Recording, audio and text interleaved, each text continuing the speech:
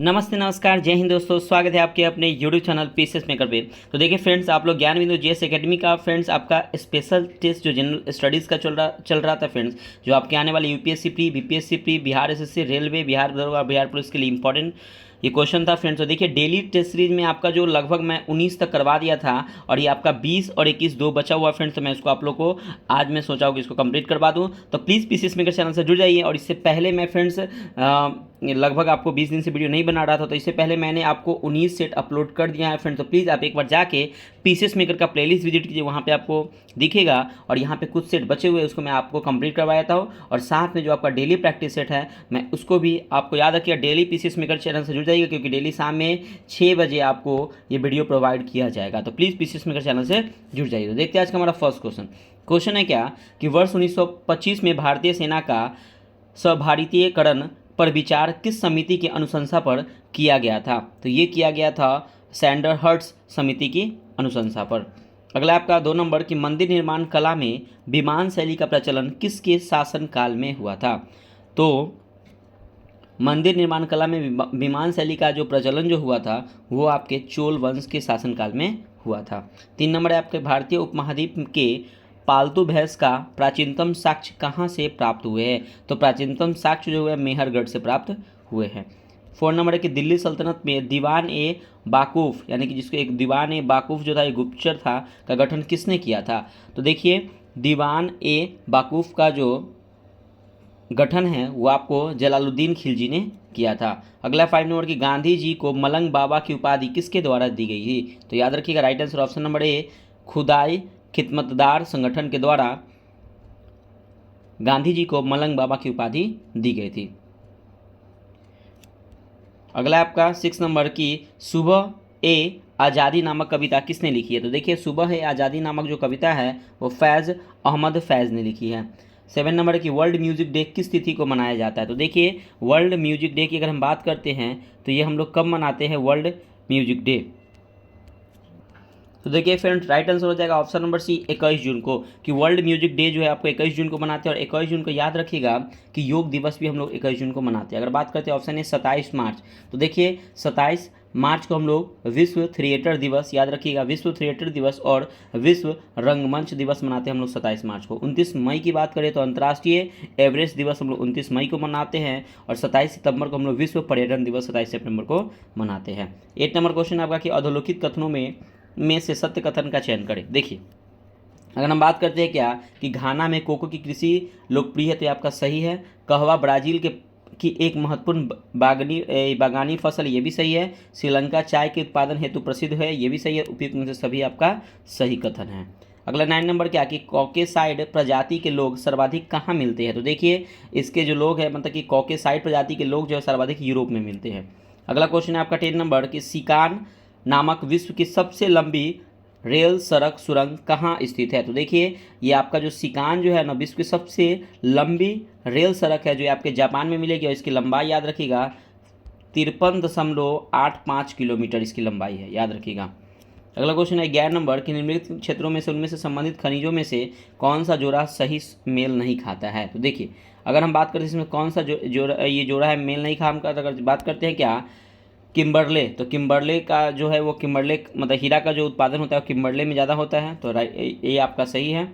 अगला देखिएगा, अगला आपका है बिटवार्ड सरेंड, ये सोना, ये आपका सही है।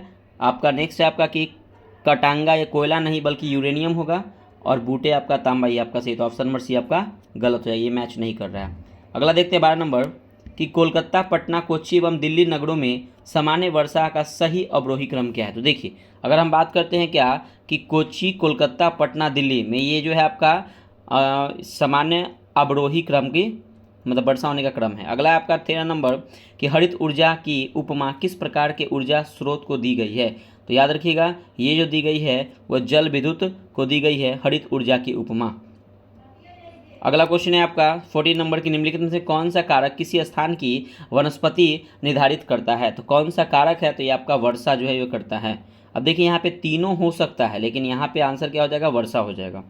अगला आपका 15 नंबर क्या कि मितपोषणी झील का उदाहरण है? तो याद रखिए मितपोषणी झील का उदाहरण है आपका सांभर झील।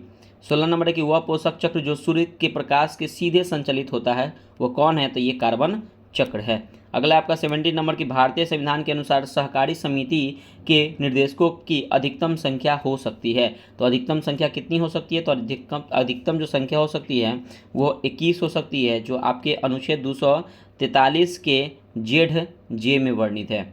अगला क्वेश्चन 18 नंबर की किस समिति ने चुनाव में भाग लेने वाले के लिए न्यूनतम शैक्षिक अर्हता निर्धारित करने की सिफारिश की है, तो किसने की है, तो के संथानम समिति ने। 19 नंबर है कि देश में सर्वप्रथम राष्ट्रपति शासन किस राज्य में लगाया गया था, तो याद रखिएगा ये जो सर्वप्रथम लगाया गया था वो पंजाब में लगाया गया था। और याद रखिए राष्ट्रपति शासन जो अनुच्छेद 352 के तहत लगाया जाता है केंद्र में, ठीक है, और 356 के तहत राष्ट्रपति जो है वो राज्य में राष्ट्रपति शासन लगाते हैं, और 360 के तहत वित्तीय आपातकाल लगाया जाता है, जो आज तक अभी एक बार भी वित्तीय आपातकाल नहीं लगाया गया है।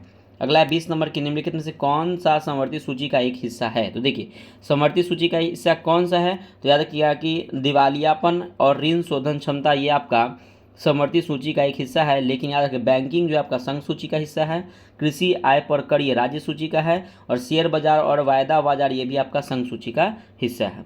21 नंबर क्वेश्चन है आपका कि राष्ट्रीय संस्कृत विद्यापीठ संस्थान कहाँ स्थित है, तो ये आपके तिरुपति में स्थित है।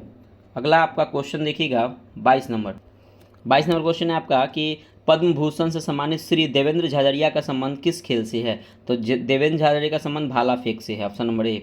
अगला 23 नंबर की आदित्य L1 मिशन के प्रधान वैज्ञानिक किसे नियुक्त किया गया है, तो ये नियुक्त किया गया शंकर सुब्रमण्यम को, ऑप्शन नंबर सी आपका सही हो जाएगा। 24 नंबर की निम्न से किस एंजाइम्स का प्रयोग चर्म उद्योग में किया जाता है, तो याद रखिएगा कि प्रोटियस जो आपके एंजाइम्स है इसका उपयोग चर्म उद्योग में किया जाता है। 25 नंबर क्या सी विजिल क्या है, तो देखिए सी विजिल एक प्रकार का ये मोबाइल ऐप है। 26 नंबर की कंप्यूटर का मुख्य पटल कहलाता है, तो कंप्यूटर का जो मुख्य पटल कहलाता है कौन कहलाता है, तो mother board, option number C हो जाएगा मदर बोर्ड। अगला क्वेश्चन है 27 नंबर कि जंक ईमेल किसे कहते हैं, तो याद रखिएगा स्पैम को जंक ईमेल कहते हैं।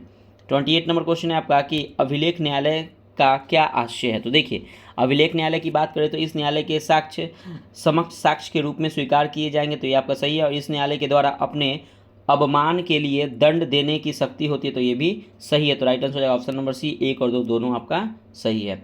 29 नंबर है क्या कि प्राप्त इतिहास के अनुसार सर्वप्रथम वन्यजीव अभ्यारण्य बनाने का आदेश देने वाले शासक कौन थे, तो शासक का नाम है, तो याद रखिएगा अशोक।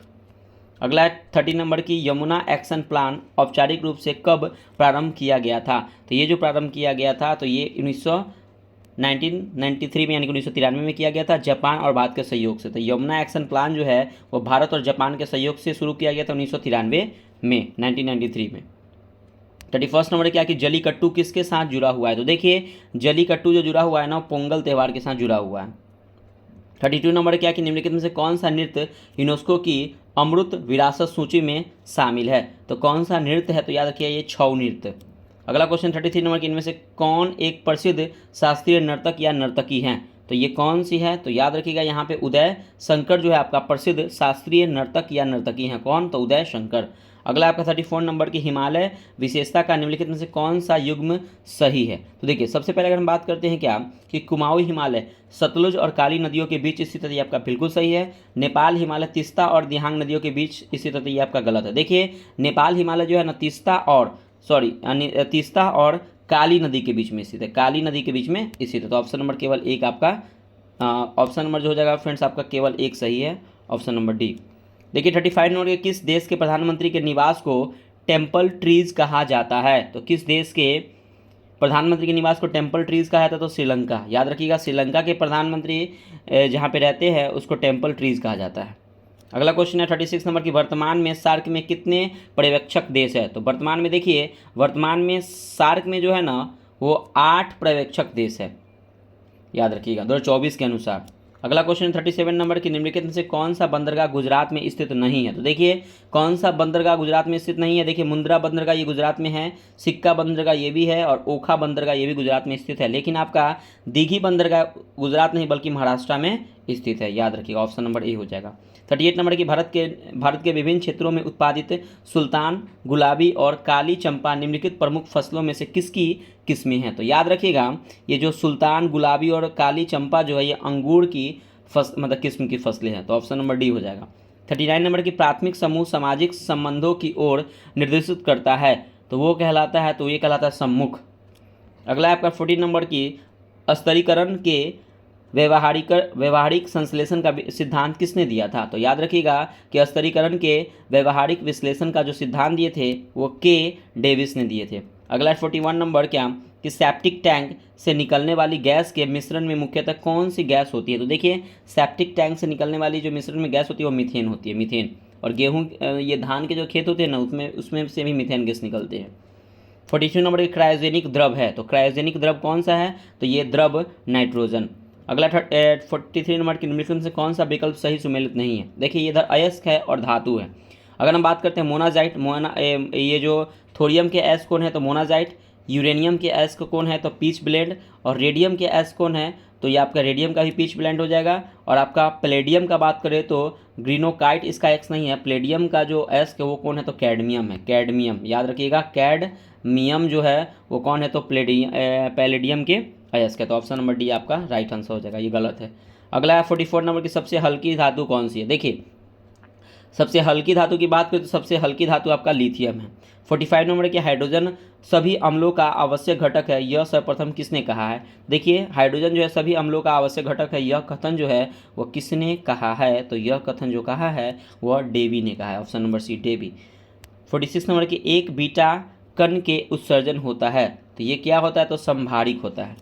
अगला है 47 नंबर की शीतलन की दर किस पर निर्भर करती है? तो देखिए शीतलन की दर जो है वह बॉडी और उसके आसपास की चीज़ों के बीच तापमान में अंतर पर निर्भर करती है। इस पर करती है। विकिरणीकरण सतह का क्षेत्र पर निर्भर करती है। विकिरणीकरण सतह की प्रकृति पर यानी कि उपयुक्त में से सभी पर निर्भर करती है। 48 नंबर की विद्युत धारा उत्पन्न करने वाली युक्ति को क्या कहते हैं? तो इसको हम लोग जनित्र कहते हैं, जनित्र। अगला है 49 नंबर क्या कि हरी पत्तियों का पौधा लाल रोशनी में रखने पर कैसा दिखाई देता है? तो लाल रोशनी में रखने पर हरी पत्ती का पौधा जो होता है वो काला दिखाई देता है, ऑप्शन नंबर सी। 50 नंबर क्या कि साधारण बातचीत ध्वनि की तीव्रता होती है? तो देखिए अगर हम किसी इंसान से साधारण बातचीत करते हैं तो उसमें ध्वनि की तीव्रता होती है 30 से 40 डेसिबल। अगला आपका 51 नंबर क्वेश्चन।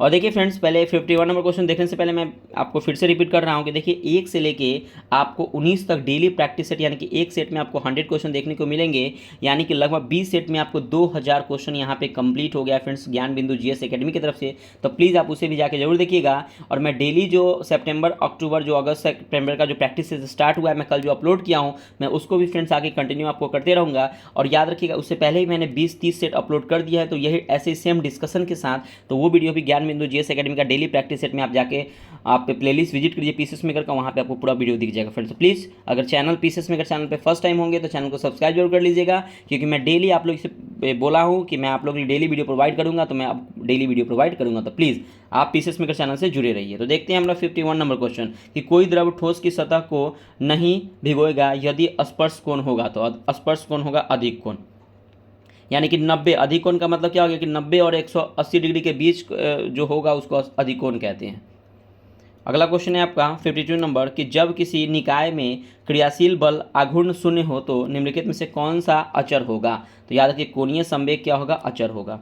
53 नंबर है आपका कि स्वचालित कलाई घड़ियों में ऊर्जा मिलती है, तो ये हमारे हाथ के विभिन्न संचालन से क्या होती है कि ऊर्जा मिलती है। 54 नंबर है कि जीवों के विकास के संदर्भ में निम्नलिखित में से कौन सा अनुक्रम सही है? तो देखिए सही पूछा जा रहा है, तो उभयचर, सरीसृप, पक्षी और स्तनधारी, ये आपका सही है, option number A. 55 number question देखिएगा कि निम्नलिखित कथनों पर विचार करें। अगर हम बात करते हैं कि मनुष्य में लिंग निर्धारण की प्रक्रिया निषेचन के समय होता है, तो ये आपका बिल्कुल सही है। नर युग्मक यानी कि स्पर्म की अनुवांशिक संरचना ही होने वाले बच्चे का लिंग निर्धारण करता है, तो ये भी आपका सही है। और मनुष्य में लिंग निर्धारण की प्रक्रिया X तथा Y गुणसूत्र द्वारा निश्चित होती है, तो ये भी आपका सही है। तो राइट आंसर हो जाएगा ऑप्शन नंबर डी, 1, 2, 3 आपका तीनों सही है।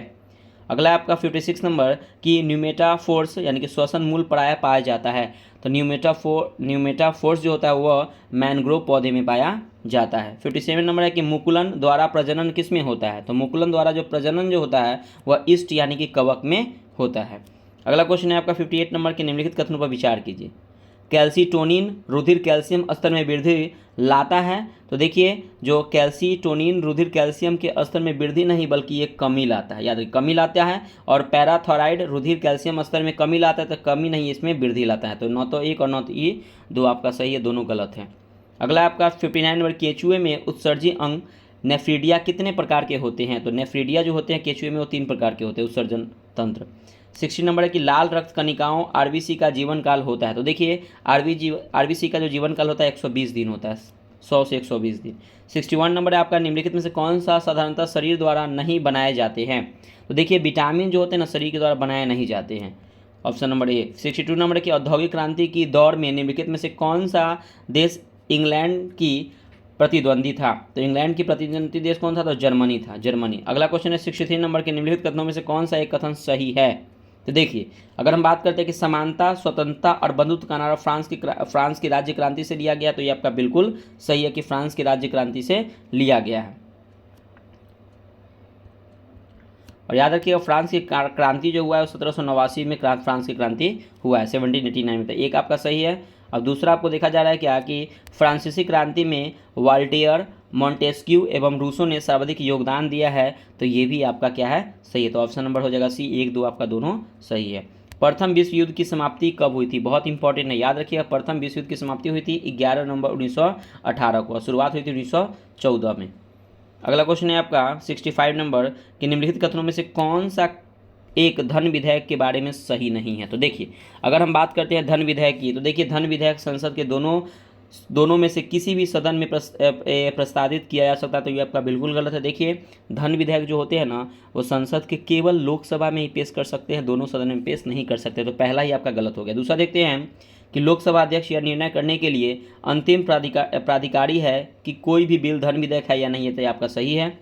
लोकसभा द्वारा पारित किसी धन विधेयक को राज्यसभा द्वारा 14 दिनों के अंदर लौटाया जाना या विचार से भेजा जाना आवश्यक है, तो ये भी आपका सही है। राष्ट्रपति किसी धन विधेयक को लोकसभा में पुनर्विचार के लिए नहीं लौटा सकता, तो ये भी आपका सही। तो ऑप्शन नंबर ए आपका गलत हो जाएगा कि धन विधेयक जो है लोकसभा में केवल पेश किया जा सकता है, दोनों में पेश नहीं किया जा सकता है। अगला क्वेश्चन है आपका 66 नंबर, किस वर्ष में खाद्य मिलावट निवारण अधिनियम प्रथम बार लागू हुआ था? तो किस वर्ष लागू हुआ था? तो 1954 में। 67 नंबर की, भारतीय संविधान में निम्नलिखित में से कौन सा एक अनुच्छेद भारत के राज्य के एक राज्यपाल के रूप में व्यक्ति की नियुक्ति के लिए योग्यता निर्धारित करता है? तो कौन सा है? तो याद रखिए अनुच्छेद 157। तो याद रखिएगा अनुच्छेद 157 कहता है कि भारत के राज्य के एक राज्यपाल के रूप में एक व्यक्ति की नियुक्ति के लिए योग्यता निर्धारित करता है, अनुच्छेद 157। 68 नंबर है कि निम्न से कौन सी एक याचिका अधीनस्थ न्यायालय की कार्यपद्धति का परीक्षण करती है? तो याद रखिएगा कौन है? तो उत्प्रेषण। अगला आपका 69 नंबर की, भारतीय संविधान में अवशिष्ट शक्तियाँ किस में निहित होती है? तो देखिए अवशिष्ट शक्तियाँ जो होती है ना वो संसद में निहित होती है। अगला 70 नंबर की, राज्य के नीति सिद्धांतों के निम्नलिखित अनुच्छेदों में से कौन सा अंतर्राष्ट्रीय शांति और सुरक्षा के संवर्धन से संबंधित है? तो याद रखिएगा अनुच्छेद 51 जो है वो अंतर्राष्ट्रीय शांति और सुरक्षा के संवर्धन से संबंधित है, अनुच्छेद 51। अगला 71 नंबर की, भारत के निम्नलिखित कथनों में से कौन सा असत्य है? तो देखिए सबसे पहले बात करते हैं क्या कि भारत विश्व का 7वां सबसे बड़ा देश है, आपका बिल्कुल सही है। भारत जनसंख्या की दृष्टि से विश्व का दूसरा, देखिए अगर हम बात करते हैं भारत जनसंख्या की दृष्टि से विश्व का दूसरा नहीं पहला राष्ट्र हो गया है, लेकिन यहाँ पे दिया हुआ है। तो देखिएगा अगर हम इसकी भूमि सीमा का विस्तार लगभग 15,200 किलोमीटर, ये भी आपका सही है। और सर्वप्रथम सूर्योदय इसमें के मिजोरम राज्य में होते हैं, तो ये आपका गलत है। देखिए सर्वप्रथम सूर्योदय जो होते हैं ना वो आपके अरुणाचल प्रदेश में होते हैं, अरुणाचल प्रदेश में होते हैं, मिजोरम में नहीं होते, तो ऑप्शन नंबर डी गलत है। और याद रखिएगा भारत में जनसंख्या की दृष्टि से विश्व का पहला स्थान है, देखिएगा ध्यान से, ठीक है। चलिए 72 नंबर की, केरल का कुड्डानाड या कुट्टूनाडु प्रसिद्ध है? तो देखिए केरल का कुड्डूनाड या कुड्डानाड प्रसिद्ध है किसके लिए?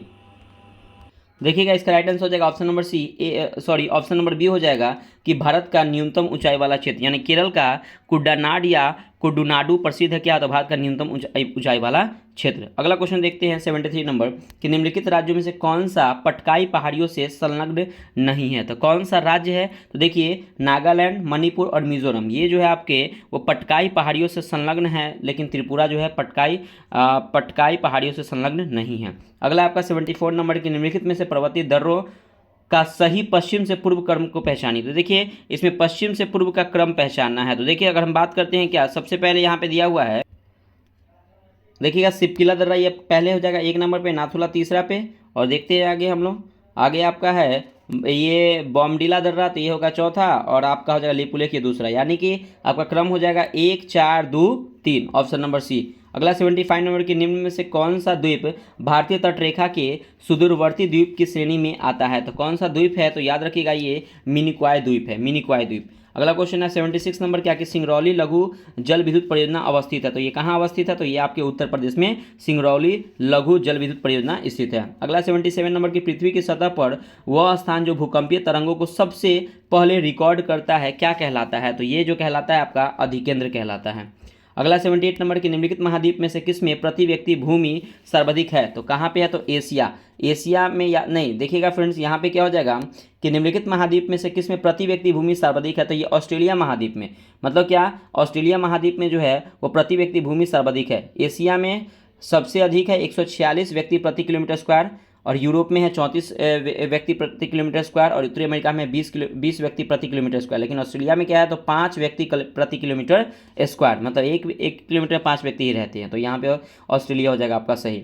अगला आपका 79 नंबर की दक्षिण भारत के पोलीगार कौन थे? तो दक्षिण भारत के जो पोलीगार थे वह क्षेत्रीय, प्रशासकीय और सैन्य नियंत्रक थे, ऑप्शन नंबर सी।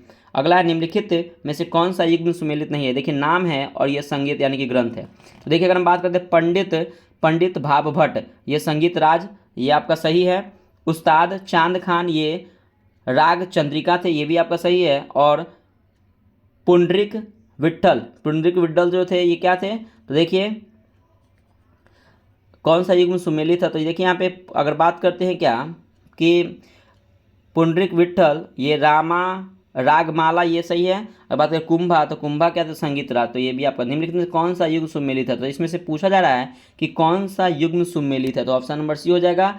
पुंडरिक विट्ठल जो क्या थे? तो रागमाला से संबंधित है, तो ये आपका सही है। ऑप्शन नंबर केवल सी जो है आपका सही है, बाकी ए बी और ये सभी आपका गलत है। ऑप्शन नंबर सी यानी कि पुंडरिक विट्ठल जो है वो रागमाला से संबंधित थे।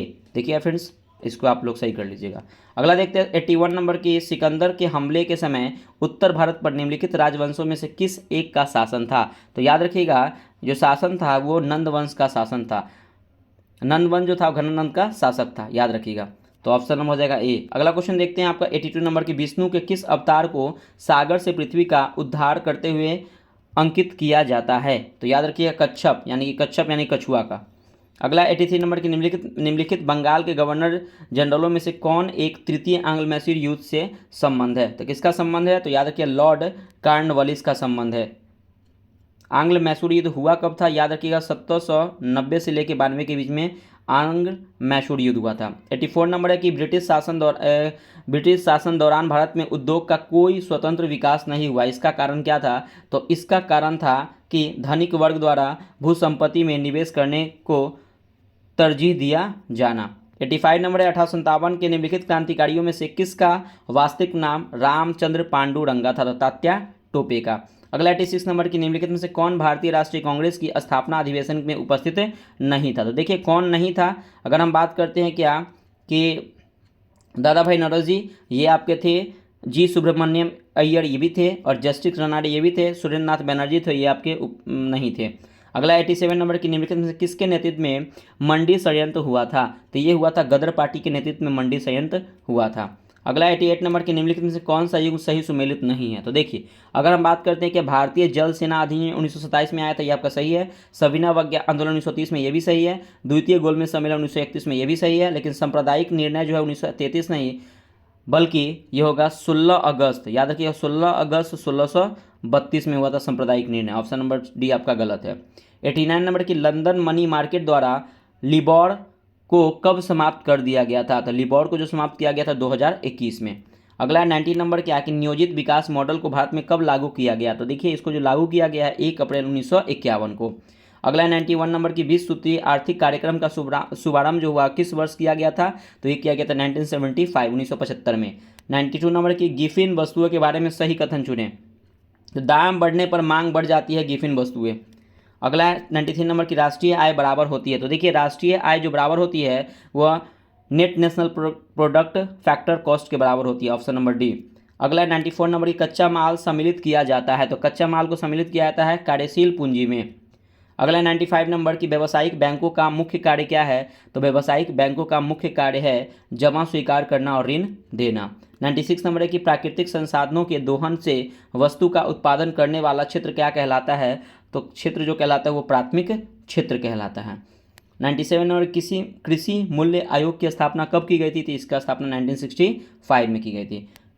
98 नंबर कर्नाट वंश का संस्थापक कौन था? तो कर्नाट वंश का जो संस्थापक था वह न्याय कौन था? तो याद रखिए न्याय देव था, जो बिहार में यह वंश था। याद है कर्नाट वंश जो था वो बिहार में था, जिसके संस्थापक कौन थे?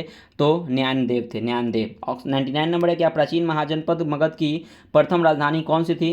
ये ऑप्शन नंबर बी राजगिरी।